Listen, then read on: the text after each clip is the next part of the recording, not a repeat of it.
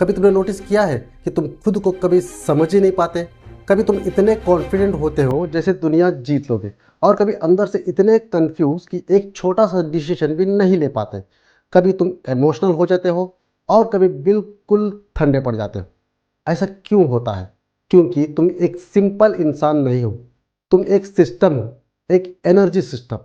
और ये सिस्टम बना है 5 पावरफुल एलिमेंट्स से।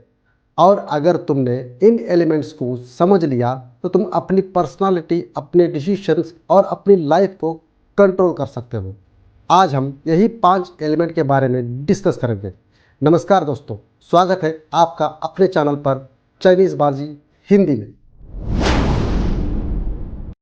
चाइनीज एस्ट्रोलॉजी के अकॉर्डिंग दुनिया में सिर्फ 5 तरह की एनर्जीज होती है: wood, fire, earth, metal, water.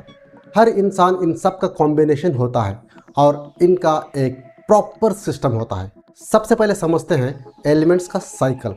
ये एलिमेंट्स एक दूसरे को बनाते भी हैं और कंट्रोल भी करते हैं। सिंपल भाषा में एक एलिमेंट दूसरे को स्ट्रॉन्ग करता है। वुड फायर को स्ट्रॉन्ग करता है, फायर अर्थ बनाता है, अर्थ मेटल क्रिएट करता है, मेटल वाटर को स्ट्रॉन्ग करता है और वाटर वुड को ग्रो करता है।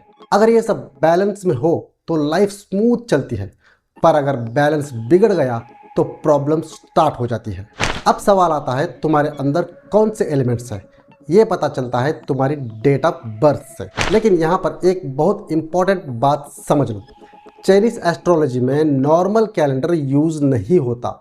यहाँ पर यूज होता है चाइनीज कैलेंडर। मतलब जो डेट तुम नॉर्मली यूज करते हो वो डायरेक्ट यहाँ अप्लाई नहीं होता। चाइनीज सिस्टम में साल का स्टार्ट 1 जनवरी से नहीं होता, ये चेंज होता रहता है हर साल, कभी जनवरी में कभी फरवरी में। इसलिए अगर तुम अपना एलिमेंट सही से निकालना चाहते हो तो तुम्हें चाइनीज कैलेंडर का हिसाब से डेट देखनी पड़ेगी, वरना तुम गलत एलिमेंट निकाल सकते हो। अब समझते हैं तुम्हारी डेट ऑफ बर्थ तुम्हें क्या क्या बताती है। तुम्हारी डेट ऑफ बर्थ तुम्हें 4 लेयर्स देती है। ईयर ये बताता है दुनिया तुम्हें कैसे देखती है। और दूसरा आता है मंथ। मंथ तुमको ये बताता है तुम्हारा सोचने का तरीका और काम करने का स्टाइल। और अब आता है तुम्हारा डेट ऑफ बर्थ, और ये डेट ऑफ बर्थ तुमको ये बताता है कि तुम असल में हो कौन। अब आता है तुम्हारा बर्थ टाइम। ये बताता है तुम्हारे अंदर के छुपे हुए ख्याल और फ्यूचर में तुम क्या चाहते हो। इसलिए 2 लोग सेम डेट पे पैदा होकर भी सेम नहीं होते। अब बात करते हैं एलिमेंट्स का डिटेल नेचर। वुड का मतलब है ग्रोथ, आगे बढ़ना और डेवलप होना।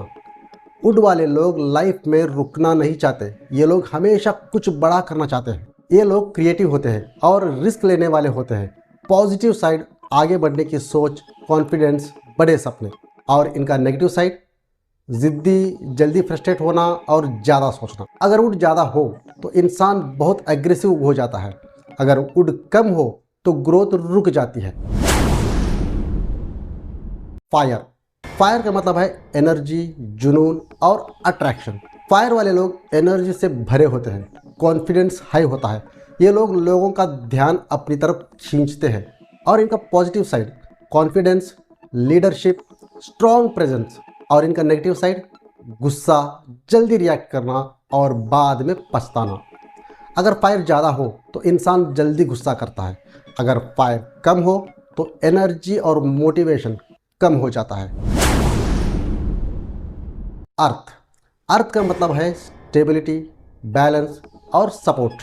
अर्थ वाले लोग ग्राउंडेड होते हैं, प्रैक्टिकल होते हैं। ये लोग रिलायबल होते हैं और सबको साथ लेके चलने वाले होते हैं। इनका पॉजिटिव साइड स्टेबिलिटी, सपोर्ट, भरोसा। और इनका नेगेटिव साइड ज़्यादा सोचना, टेंशन लेना और रुक जाना। अगर अर्थ ज़्यादा हो तो इंसान स्लो हो जाता है। अगर अर्थ कम हो तो लाइफ में स्टेबिलिटी रहती है। मेटल का मतलब है डिसिप्लिन, स्ट्रेंथ और कंट्रोल।